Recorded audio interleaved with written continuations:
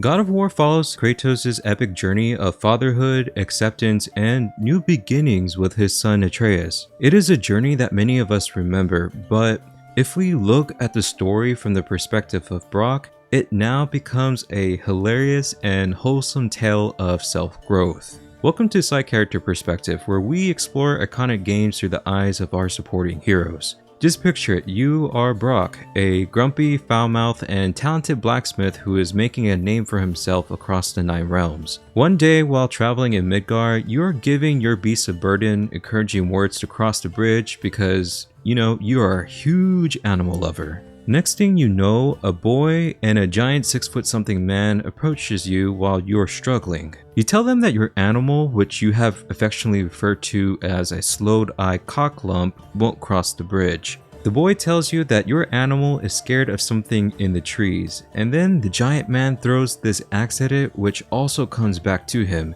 And it's strange because that axe seems familiar to you. You were right. Say, you must be smart or something, boy. You're a boy, aren't you? Ha! Does she have a name? I don't know. Rude bastard ain't ever asked mine, so ain't ever asked hers. Ah! Ha! What's yours? Brok. Vera Logan.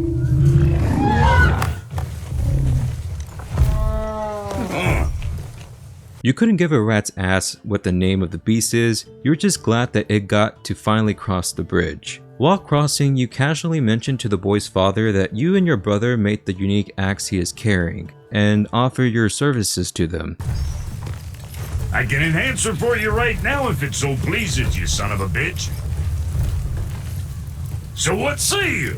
He doesn't believe you at first, that rude asshole, until you show him your half of the brand that you use on the axe. The giant man gives you the axe in which you upgrade, and thus begins your business relationship with the father and son duo. Now, after killing some Draugr that appeared from the trees, you're impressed with how the tall man can beat the shit out of his enemies. He then asks you directions to the mountain, and you upgrade his other equipment. After all, you're known for your excellent customer service. People talk about it all the time. Then the boy calls out to you. Brok, Fuck else you need? how come your brother's got half your brand?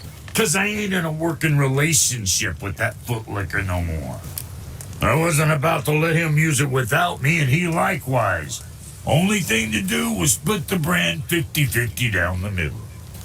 Guess it was the last thing we saw eye to eye on. What, you want a hug? Hit the road. Sorry. Superior customer service, you tell yourself. You don't know why other people always felt so butthurt when you helped them out. If anything, they should be a little bit thankful to you. As the father and son duo leave, the boy says goodbye to you and your beast. It was nice meeting you, Brok. I'll be thinking of a name for your beast. How about I name her fucking Gratitude? Hey, fucking Gratitude, come over here. I like it.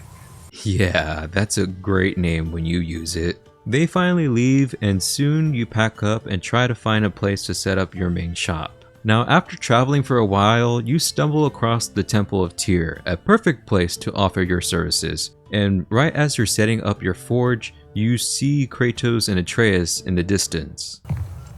Is this the way to the mountain? It would seem. If it isn't the bearded beaver, it is Sackseed. Have I got something for you too? Brok? But how did you... None of your fucking business. Now get in here. I got something for you. And don't go making pig eyes at my spot. I saw it first. Okay. What do you think he wants?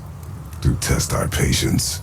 You invite them to your shop and generously give them a key of Yggdrasil to open the door between realms. But you tell them to never throw themselves over the edge of the path because it will mean certain death. You briefly wonder how that would look like. We jump. Really?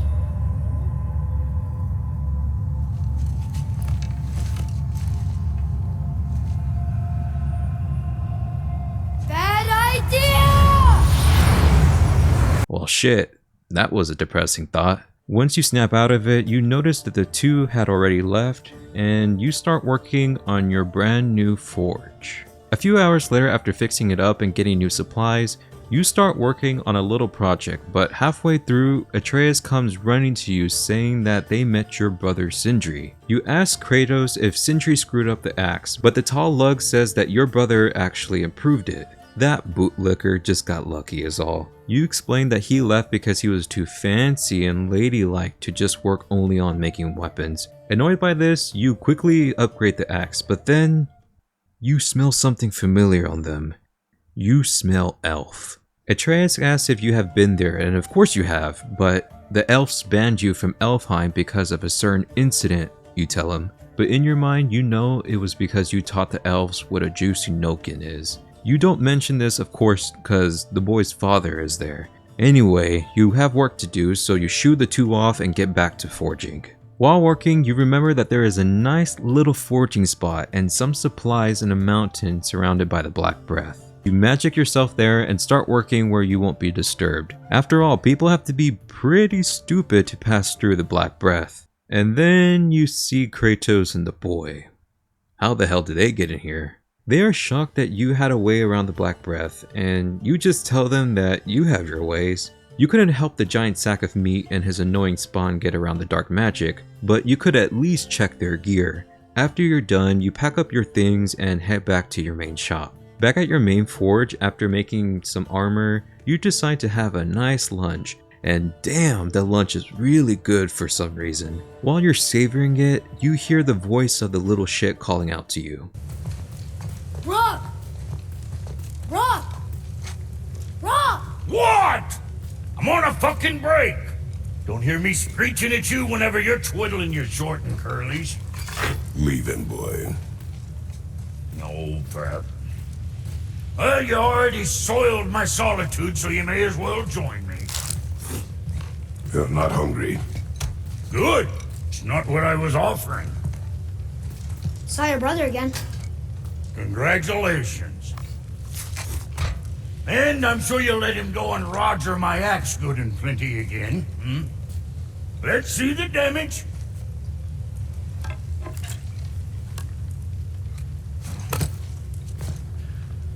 Little canker throat wouldn't know proper weight and balance if it were dangling off his chut.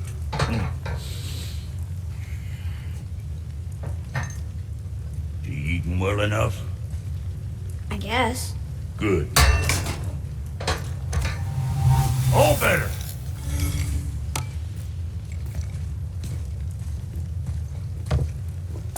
Now what the fuck else you want, huh?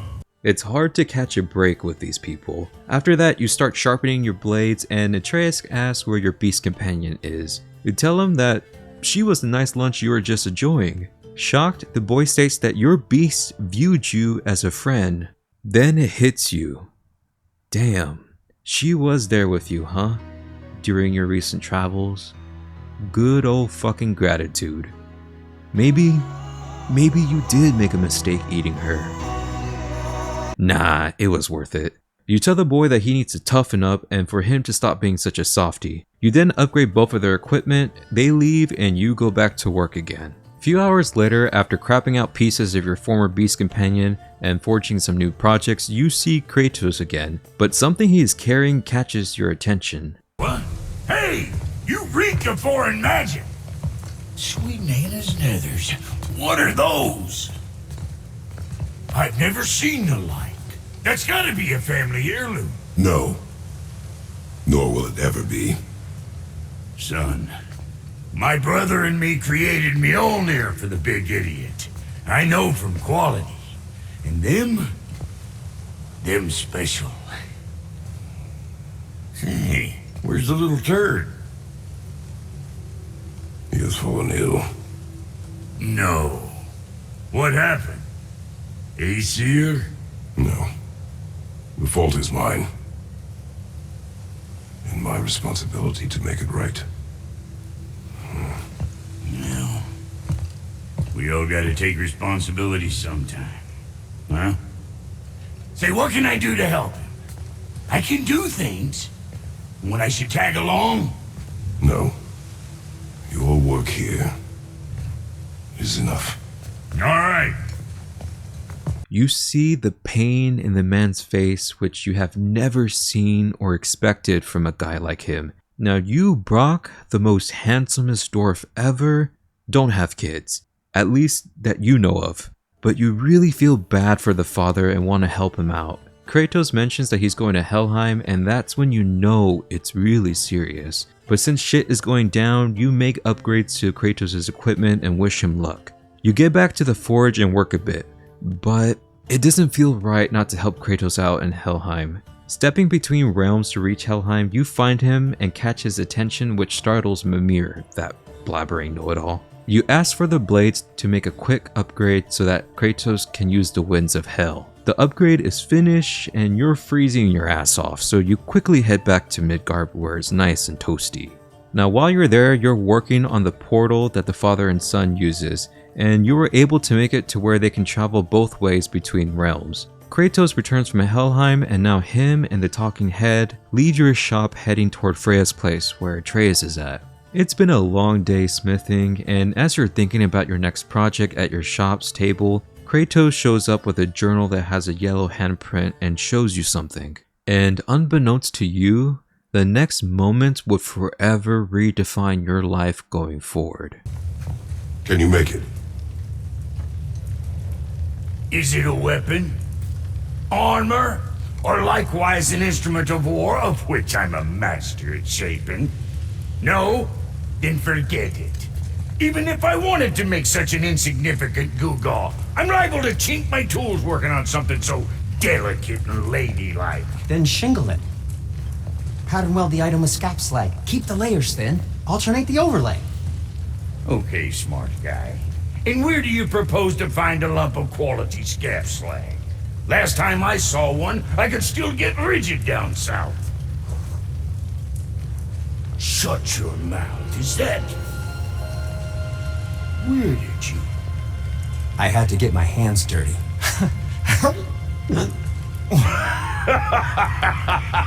Well, don't just stand there. Hey, let's do this. What?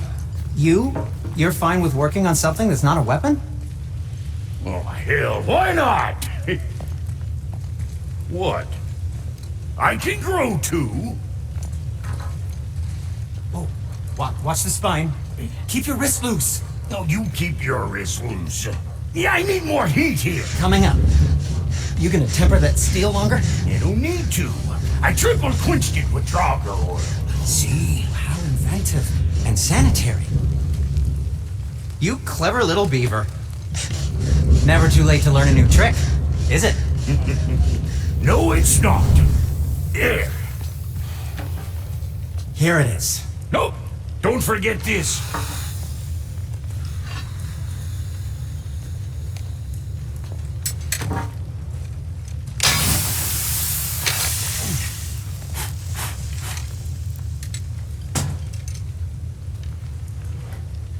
Oh, quit your grinning. It's downright unsettling. It's just nice to see you together. But now the rune on your brand looks different. Yeah, price of reforging something what broke. I knew it. You two love each other. Oh, cut it out, princess. You're gonna get me all weak. I like the new one better. Don't you? We have work to do.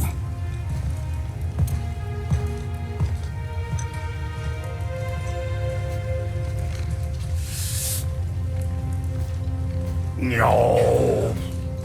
It feels kinda nice to have Sindri back. Even with his freakishly clean tendencies, he wasn't always a germaphobe, but sometimes you wonder how he got to be like that. It must have been a big deal for him, but you're just glad to have your brother back in your life. You overhear the boy apologizing to Sindri about acting rude, which is good because sometimes the kid's ego needs to be humbled. As Kratos and Atreus leave the forge that you wouldn't mind sharing with your brother, you go back to work, but this time with Sindri by your side. Now hours pass as you and Sindri have been catching up a bit and learning some new techniques from each other. While tending to the shop, you see the little turd with the bow and arrows walking to the forge, and he asks where they can find Mimir's other eye. Sindri tries to respond, but he just keeps dry heaving and eventually pukes in a bucket that you're just about to use. You tell them that the eye's in Thor's statue, and they talk about going into the world serpent's mouth to get it. Sindri goes back to puke in the bucket again, and now you really wonder how he got to be such a pansy. Anyways, it looks like Kratos and Atreus are going into a serious fight, so you and Sindri make sure to upgrade their equipment for what appears to be a final battle. A few hours later, after finishing up some blades, you and Sindri hear a realm portal open and you both check it out. There you see Kratos and Atreus are about to cross the portal to reach Jotunheim. Why don't I wait for you here? This is between you and the boy. True. But if someone were to My fight, lady sips soft, perfect sloshers. You done did it. Sorry. We had to see this. Oh, no. No. Fine, damn it. Fine. watch the head till we return. I can do this. No, I can't. Oh. Okay. Ready. Come. You're impressed and happy that the two finally managed to reach their destination that they fought so hard to reach. With the father and son reaching the end of their journey, you and Sindri head back to the forge where you start thinking about some future plans to use this talking head. As you're thinking about how great and funny this plan is, it starts snowing all of a sudden, and you know what this means. It's the start of Fimbulwinter, you can feel it, just as Kratos and Atreus return from Jotunheim. That ain't just snow and you know it. It's the end times. How dare you make me the voice of reason? Guys, Just discussing the weather. Bit of a cold snap lately. What he means is, Fimbulwinter's upon us, boys. The winter to end all winters. I can feel it in my screw. yeah, we heard. So if you're heading home, try to keep moving, and also to not die. Or if you're not heading home, same advice. They seem rather okay after hearing this news as they gather their things and leave the forge heading home after a long journey. Now, while seeing the father and son leave, you think about all that has happened to you since meeting them. You repaired your relationship with Sindri and discovered that you can make more than just weapons of war. Even though you honor your old traditions, you can still grow too as a blacksmith and as a person. In a way, you're grateful to have crossed paths with Kratos and Atreus, even if the little turd can be annoying at times. How do you build a piece of armor out of something so None yet. Nanya? None your fucking business. Trade secret. We got our ways. Oh. Honestly, God of War is one of the best stories in gaming, and having memorable side characters like Brok makes the game that much more special. Sindri will be the focus of the next video, and I'll be making more of these types of videos exploring characters in iconic games. So if you like this video and want to stay tuned to the next one, please consider subscribing and let me know what video game you would like me to cover in the future. As always, thank you for watching, and I will see you in the next one.